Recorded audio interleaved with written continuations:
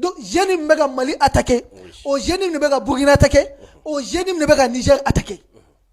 donc o la an ka mun bɛ comme tɛ kelen alsa e jugu o de ne jugu ye o de karisa jugu ye mais an ka ko donc on est obligé et ni ne de bɛ bɛn ko la sa jugu kelen min bɛ e la no min bɛ ne la mun bɛ karisa la bana kelen min bɛ Gandi la o bana kelen de bɛ la o bana kelen de bɛ karisa la donc o bana fura min bɛ taa furakɛ o de bɛ ne taa furakɛ o de bɛ taa nin furakɛ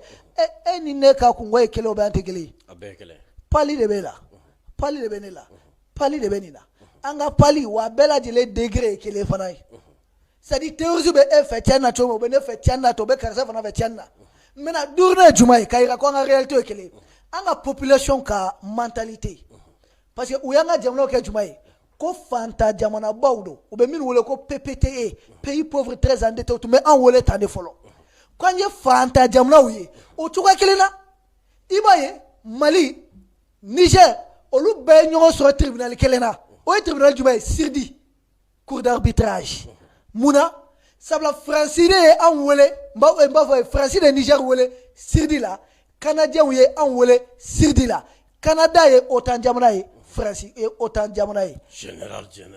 a b'i faamu a faamalen don Gandi ni ko an ka réalité tɛ kelen ye bon ni ko Lansana ni Fuseni yɔrɔ dɔ la u tɛ kelen ye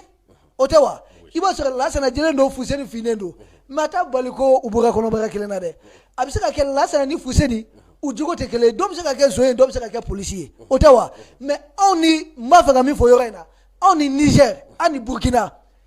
min bɛ se ka fɔ ɲɔgɔn kɔ dɔɔni peut-être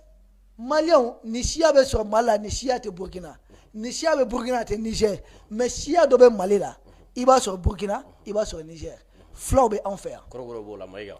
fulaw bɛ an fɛ yan fulaw bɛ Burkina fulaw bɛ Niger o bɛ cogo min na kɔlɔbɔ bɛ ta kɔlɔbɔ de Niger olu bɛ wele cogo dɔ la Zermaw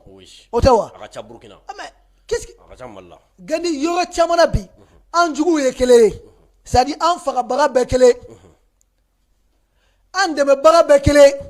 an bɛɛ bɛ ka marifa sa jɔn bolo an bɛɛ ka partenaire ye Russie ani Turquie ye an bɛɛ ye Faransi ka baziw datugu Faransi bɛ ka ɲini ka fanga yɛlɛma kɛ ni an bɛɛ lajɛlen fɛ an bɛɛ lajɛlen na fanga e yɛrɛ y'o faamu ka